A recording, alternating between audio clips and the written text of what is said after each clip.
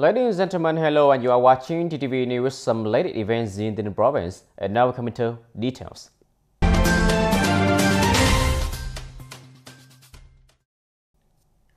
Ladies and gentlemen, in the morning of March 29, the Standing Committee of Provincial People Council organized a session to balance the state management of construction orders and the separation of land parcels, the formation and residential areas, and separate housing urban and rural areas in the province, to which the Provincial People Committee and related departments attended and provided explanation. Mr. Nguyễn Thành Tâm, Secretary of the Provincial Party Committee and Chairman of the Provincial People Council, presided over the meeting. Mr. Nguyễn Thanh Ngọc, Chairman of the Provincial People Committee, was on the side of the unit in charge of explaining. At the meeting, the delegates of the People's Council mentioned the situation. Currently, some places still have the situation of donating land to bureaus from there to divide the plots. The control of this is still not tight. Localities have also acknowledged this situation. The non-provincial People's Committee acknowledged and affirmed that most of the cases of donating land for road construction bring benefits to the people and the state. There are only a very few cases of donating land and then arbitrarily building roads, affecting the planning. The responsibility firstly belongs to the locality because the local management is loose.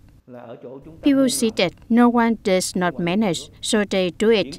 It's because we let loose the state management. Deploying road construction, commune level directly did not check. Just say this road is being planned.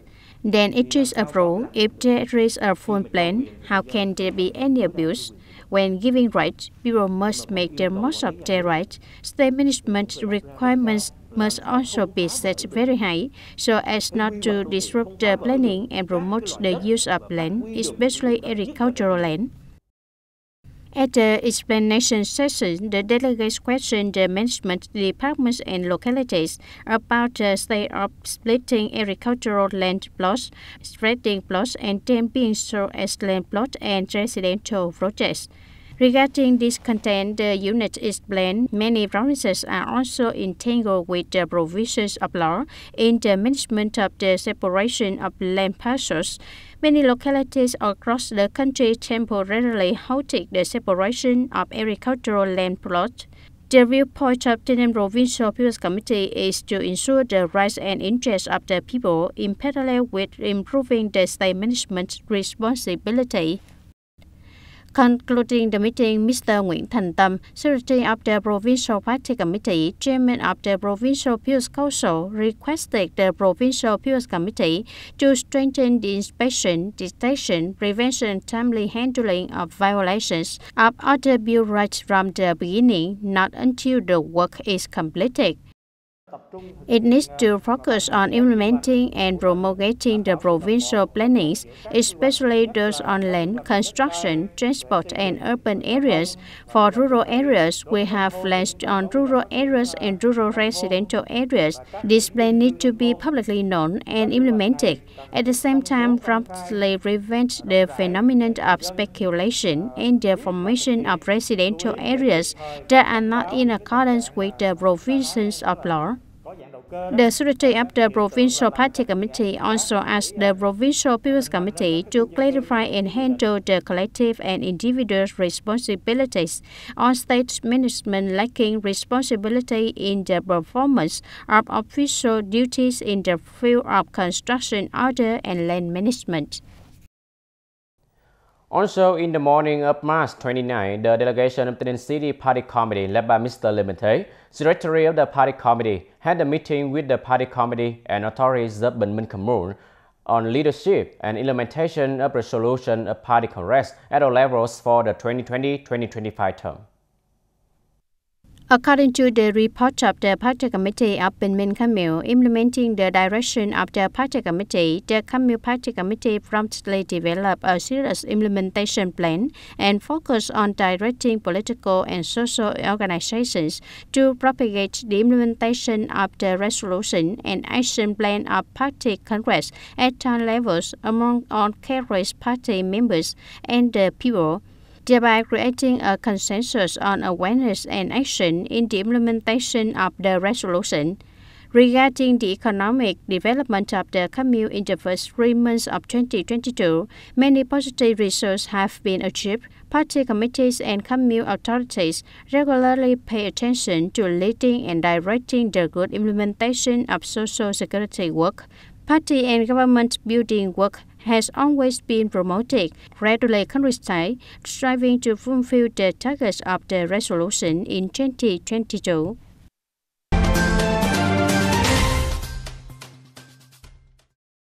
To ensure the quality of new textbook for 2022-2023 school year, the Provincial Department of Education and Training has issued a document guiding the selection of textbook for grade 7 and 10 for the Department of Education and Training of districts, towns and cities, as well as principals of school units in the province. Accordingly, the Department of Education and Training is responsible for proposing to the People's Committees of Districts, Towns and Cities about funding and material facilities for primary schools and junior high school under the management to organize textbook selection, directing primary and secondary schools under their management to deploy to all managers and teachers circular number 25 of the Ministry of Education and Training, decision number 822 of the Provincial People's Committee, summarize the list of textbooks proposed by primary and secondary schools under their respective management authority, arranged in order to textbook subjects with the number of selected educational institutions from highest to lowest. For general education institutions, based on the criteria for selecting textbooks according to Circular 25 and Decision number 822, individual comments will be recorded as a basis for participating in the discussion and evaluation of textbooks. The professional group organized a meeting for teachers to discuss and evaluate the textbook of the subject in charge according to the criteria for selecting textbooks by separate ballot to select at least one textbook for each subject, record the minutes of developments and results of the textbook selection vote. The principal organized a meeting to discuss and evaluate textbook on the basis of the list of textbooks proposed by the expert groups, select one textbook for each subject. The Education and Training Departments report to the Provincial Department of Education and Training on March 31st, 2022. Turn to other news. Ladies and gentlemen, responding to Youth Month 2022, recently the Youth Union of the following unit, Department of Science and Technology, Tân Petroleum Company coordinated with Jalakamun Umajau District to organize many events, meaningful activities in the locality. The program has awarded 30 scholarships, lighting up dreams, each worth 300,000 Vietnam dong for disadvantaged students of Bình Linh Primary School. In addition, promoting their growth and professional knowledge, union members and young people from the Youth Union of the Department of Science and Technology also guided and transferred the model of household scale organic waste treatment, thereby helping union members and young people to grasp and implement in their families or to instruct local people to join hands to protect the environment and save money household expenses. Also at this event, union members and youth of their units also joined forces to carry out the project lighting up the countryside with solar lights. The work was carried out with a length of 1 kilometer on the inter-district railroad with a cost of 25 million Vietnam dong, thereby contributing to ensuring security and order and making the movement of people more convenient and easier.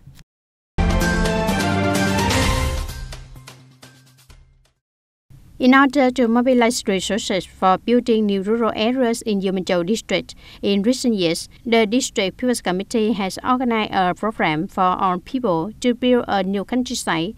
Thereby, the district calls for the contribution of the whole society. As a result, from 2016 to 2020, people in Umajau District have contributed 20.3 billion Vietnam dong to build a new rural area. During this time, the District People's Committee has implemented 206 projects with a total capital of over 270 billion Vietnam dong. In 2021, U Minh Châu District invested in implementing 48 projects in Trung Mít Khmer Miệng. The resource of capital mobilization in the year reached over 79.6 billion Vietnam dong. From the allocated and mobilized new rural construction capital sources from social resources, the District People's Committee has timely and appropriately allocated the contents and purpose of using the funds under the supervision of the People's Council at the same level. Ladies and gentlemen, in the morning of March 29, at an exposition session held by the Standing Committee of the Provincial People Council, the Provincial People Committee had a report and explanation on the state management of construction order and the separation of land plot and the formation of residential area, individuals housed in urban areas and in rural areas in the province. The relevant locality departments and branches also explained to the People Council a lot of the proposed content. The session took place in an atmosphere of urgency with a lot of content and high responsibility. Surveys from October 2021 by the People's Council show that there have been many problems posed for the state management of partial separation and construction order in the province in the current situation. In some cases, households voluntarily return land to the state, also known as donating land to build public roads, then separate plots. Building houses in the form of separate houses do not create a project. This situation has happened in some localities such as Hoa Thanh Town City and many other districts. In a rural area in Gò Dầu, there is a project that does not apply for an investment policy to build the project, but is for sale in the form of apartments and townhouses.